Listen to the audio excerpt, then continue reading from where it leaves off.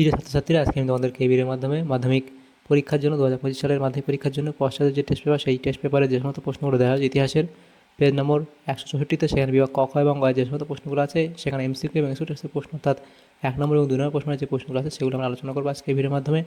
তোমার ভিডিওটা শুরু থেকে শেষ অবধি অবশ্যই দেখবে এবং চ্যানেলে যদি নতুন থাকে অবশ্যই তোমার চ্যানেলটাকে সাবস্ক্রাইব করে রাখবে পরবর্তী পেজগুলো প্রশ্নোত্তর পাওয়ার জন্য।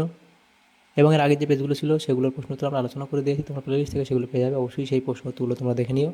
আর এর পিডিএফ তোমার পরবর্তীতে টেলিগ্রাম চ্যানেল থেকে পেয়ে যাবে, ডেসক্রিপশনে টেলিগ্রামের লিঙ্ক দেওয়া হচ্ছে, সেখান থেকে তোমরা সেগুলো পেয়ে যাবে। তো এখানে দেখো 164 নম্বর পেজ, 164, সেখানে একের দাগে বিভাগ কয়ের মধ্যে যে এমসিকিউ প্রশ্নগুলো দেখা যাচ্ছে। দেখো একের দাগে বলা আছে সঠিক উত্তরটি বেছে নিয়ে লেখো। এখানে যে প্রশ্ন আছে, প্রথম প্রশ্ন যেটা বলা আছে, দাদা সাহেব ফালকে যুক্ত ছিলেন শিল্পচর্চার ইতিহাসে। এরপরে আছে letters from a father to his daughter গ্রন্থে উল্লিখিত চিঠিগুলি লিখেছিলেন। এখানে তোমাদের এটা হবে জওহরলাল নেহরু, অপশান গ। এরপরে আছে প্রশ্ন হুতম প্যাঁচা নকশার লেখক, সেটা হবে কালী প্রসন্ন সিংহ। তারপরে প্রশ্ন তত্ত্ববোধিনী সভা প্রতিষ্ঠা করেন দেবেন্দ্রনাথ ঠাকুর। তারপরে নব্য বেদান্তের প্রচারক সেটা এখানে তোমাদের হবে যে অপশান ঘ, অর্থাৎ স্বামী বিবেকানন্দ। এরপরে প্রশ্ন যেটা আছে 1.6, চুয়ার বিদ্রোহের সঙ্গে যুক্ত ছিলেন না, সেটা হবে দিগম্বর বিশ্বাস। এরপরের যে প্রশ্নগুলো আছে দেখো, সেটা বলা হয়েছে 1.7, যে বিদ্রোহের পটভূমিতে বঙ্কিমচন্দ্র তার বিখ্যাত উপন্যাস আনন্দমঠ লেখেন, সেটি এখানে তোমাদের হবে সন্ন্যাসী বিদ্রোহ, অর্থাৎ অপশান গ। এরপরে আছে জমিদার সভা প্রতিষ্ঠিত হয় 1838 খ্রিস্টাব্দে। তারপরে আছে গোরা উপন্যাসের লেখক, সেটা হবে রবীন্দ্রনাথ ঠাকুর। ভারতমাতা চিত্রটি আঁকেন অবনীন্দ্রনাথ ঠাকুর। বাংলা মুদ্রণ শিল্পের জনক হলেন চার্লস উইলকিন্স। এর পরের প্রশ্ন 1.12তে আছে এশিয়াটিক সোসাইটির প্রতিষ্ঠাতা।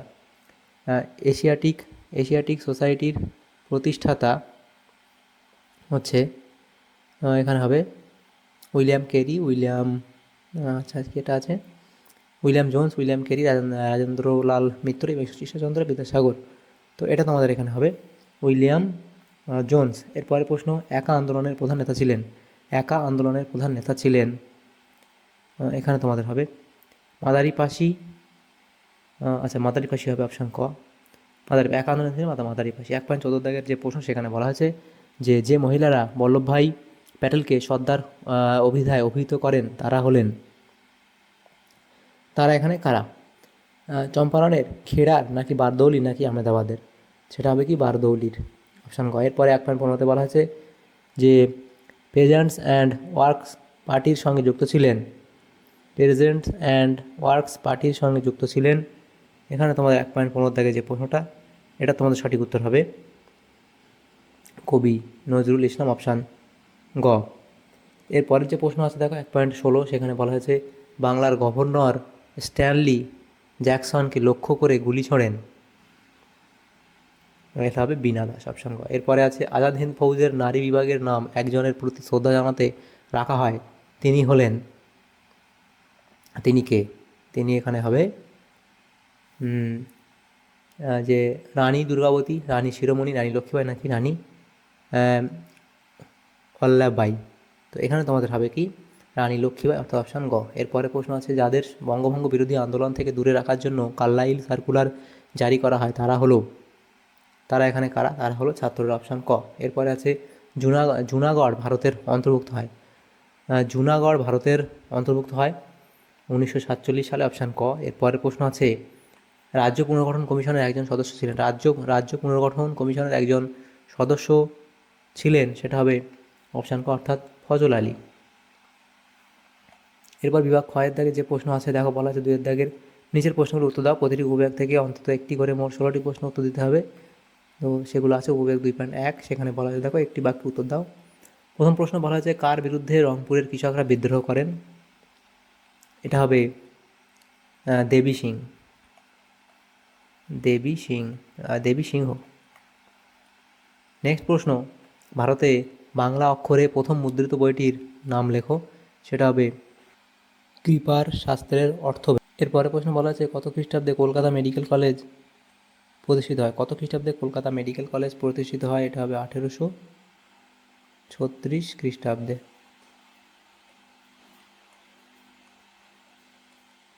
এরপরে প্রশ্ন 1.4 আছে নমঃশূদ্র নামে কারা পরিচিত হন? নমঃশূদ্র নামে কারা পরিচিত?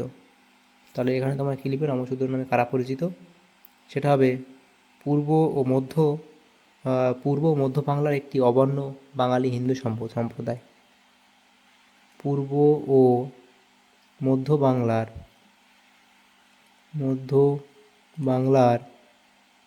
একটি অবর্ণ বাঙালি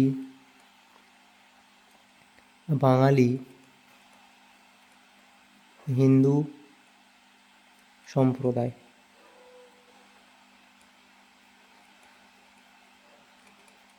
তাহলে দেখো এখানে এই প্রশ্নটা ছিল। এরপরের যে প্রশ্নগুলো এখানে আছে দেখো সেখানে কি বলা আছে, সেটা হচ্ছে উপযোগ 2.2, সেখানে ঠিক ভুল নির্ণয় করতে দেওয়া হয়েছে।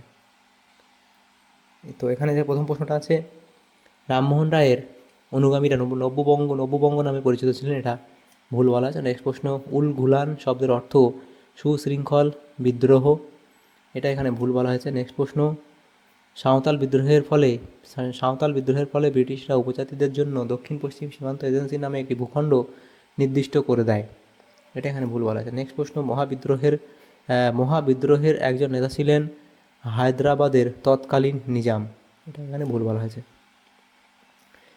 এরপরে যে প্রশ্নগুলো আছে দেখো বিভাগ 2.3, সেখানে বলা আছে কস্তমের সঙ্গে কস্তম মেলা। তো প্রথমে এটা আছে জীবনের ঝরা পাতা, সেটা তোমাদের মিলবে সরলা দেবী চৌধুরানী। এরপরে ফরওয়ার্ড ব্লক, সেটা তোমাদের এখানে হবে সুভাষচন্দ্র বসু। কংগ্রেস সমাজতন্ত্রী দল, সেটা এখানে তোমাদের হবে যে জয়প্রকাশ নারায়ণ এবং দীপালি সংঘ, এটা হবে লীলা নাগ। দীপালি সংঘ কী হবে? লীলা নাগ। তো এইভাবে আমরা এটা কয়স্তম মিলিয়ে নেব। এরপরে যে প্রশ্ন আছে 2.4, সেখানে আছে ম্যাপ পয়েন্ট নেই, সেগুলো আমরা করবো না, আমরা চলে যাবো উপভাগ 2.5-এ নিম্নলিখিত বিবৃতিগুলির সঙ্গে সঠিক ব্যাখ্যাটি নির্বাচন করো। প্রথম বিবৃতি বলা হয়েছে ইতিহাসের তথ্য সংগ্রহে ইন্টারনেট গুরুত্বপূর্ণ ভূমিকা পালন করে। তো এখানে ব্যাখ্যা একটা তোমাদের সঠিক হবে যে গবেষণা সংক্রান্ত বহু তথ্য অনায়াসে ইন্টারনেট থেকে পাওয়া যায়। নেক্সট প্রশ্ন বিবৃতি বিদ্যাসাগর বিধবা বিবাহ প্রচলন করিয়েছিলেন, ব্যাখ্যা 3টা সঠিক হবে কারণ বাল বিধবাদের দুর্দশা তার হৃদয়কে দ্রবীভূত করেছিল। এরপরে প্রশ্ন বিবৃতি ভারতের কমিউনিস্ট পার্টিকে দ্বিজ বলা হয় কেন, লিখবে ব্যাখ্যা 3টা সঠিক হবে কারণ দুবার এর প্রতিষ্ঠা হয়, ফলে তাদের ভারতের বাইরে ও ভেতরে। এরপরে প্রশ্ন ছিল বিবৃতি, সেখানে বলা হয়েছে জ্যোতিবা ফুলে সত্যশোধক সমাজ প্রতিষ্ঠা করেন, ব্যাখ্যা 3 সঠিক হবে যে কপটচারী ব্রাহ্মণ ও সুবিধাভোগী ধর্মশাস্ত্রগুলির হাত থেকে নিম্নবর্গের মানুষদের রক্ষার জন্য। এরপরের যে প্রশ্নগুলো আছে দেখো বিভাগ গ, সেখানে বলা আছে যে 3 প্রশ্নগুলো দুটি অথবা 3টি বাক্য উত্তর দাও, সেখানে প্রত্যেকটা প্রশ্নমান 2 নম্বর করে দেওয়া হয়েছে, সেগুলো নেক্সট পেজে আলোচনা করবো। দেখো প্রথম প্রশ্ন বলা হয়েছে যে আধুনিক ভারতের ইতিহাস চর্চায় ফটোগ্রাফের ব্যবহারে দুটি গুরুত্ব লেখো, লিখবে। এরপরে প্রশ্ন সামাজিক ইতিহাস থেকে আমরা কী জানতে পারি, সেটা তোমরা লিখবে। নীলদর্পণ থেকে কী জানা যায়, সেটা লিখবে। এরপরে আছে প্রাচ্য পাশ্চাত্য দ্বন্দ্ব কী, এ অবধি লিখবে। এরপরের যে পেজ আছে সেখানে দেখো বলা হয়েছে পরের প্রশ্ন বিদ্রোহ অভ্যুত্থান ও বিপ্লবের সংজ্ঞা দাও, এ অবধি লিখবে। খুঁতকাটি প্রথা কী, তারপরে প্রশ্ন 1857 বিদ্রোহের প্রতি শিক্ষিত বাঙালি সমাজের মনোভাব কী ছিল, ভারত সভার উদ্দেশ্য কী ছিল, সেটা অবধি এর প্রথম উদ্দেশ্যগুলো লিখবে। এরপর আছে ছাপা বই এর সাথে শিক্ষা বিস্তারের সম্বন্ধ আলোচনা করো, এই অবধি তোমরা লিখে দেবে। তাহলে এখানে এগুলো লিখলে। এরপরে দেখো যে প্রশ্নগুলো আছে সেটা বলা হয়েছে 3.10, সেটা বলা হচ্ছে বসুবিজ্ঞান মন্দির সম্পর্কে একটি সংক্ষিপ্ত টিকা লেখো, এই অবধি লিখবে। এরপরে চম্পারণ সত্যাগ্রহ কী, সেটা এই অবধি তোমরা লিখে দিও। তারপরে প্রশ্ন উজলিপরাজ ও কালীপরাজ কাদের বলা হতো, সেটা তোমরা এই অবধি লিখবে। এরপরে রশিদ আলী দিবস কী, সেটা তোমরা লিখে দেবে। তারপর আছে দলিত অধিকার নিয়ে গান্ধী আম্বেদকর বিতর্কের প্রধান কারণ কী, সেটা তোমরা এই অবধি লিখে দেবে, তাহলে এই প্রশ্ন উত্তর হয়ে যাবে। এরপরে প্রশ্ন 3.15 ছিল দার কমিশন কেন গঠিত হয়, সেটা তোমরা এই অবধি লিখবে। তারপরে প্রশ্ন নেহেরু লিয়াকত চুক্তির যে কোনো দুটি শর্ত লেখো, তো সেখানে এই অবধি তোমরা লিখে দিও, তাহলে তোমাদের এই প্রশ্ন উত্তর হয়ে যাবে। তাহলে দেখো আমাদের এখানে যে প্রশ্নগুলো ছিল আমাদের পেজ নম্বর এটা কত নম্বর ছিল, 264 নম্বর পেজ ছিল, এখানে 164 নম্বর পেজ ছিল, সেখানে ইতিহাসের যে সমস্ত প্রশ্ন ছিল বিভাগ ক, খ এবং গ এর মধ্যে, সেগুলো আমরা আলোচনা করলাম আজকে এই ভিডিওর মাধ্যমে। তো তোমাদের যদি সামান্যতম উপকার আসে তাহলে ভিডিওটা অবশ্যই লাইক করবে, বেশি বেশি করে বন্ধুদের সাথে শেয়ার করবে। আর পরবর্তী পেজগুলো প্রশ্ন উত্তর পাওয়ার জন্য অবশ্যই তোমরা আমাদের চ্যানেলটাকে সাবস্ক্রাইব করে রাখবে। Thank you, thanks for watching.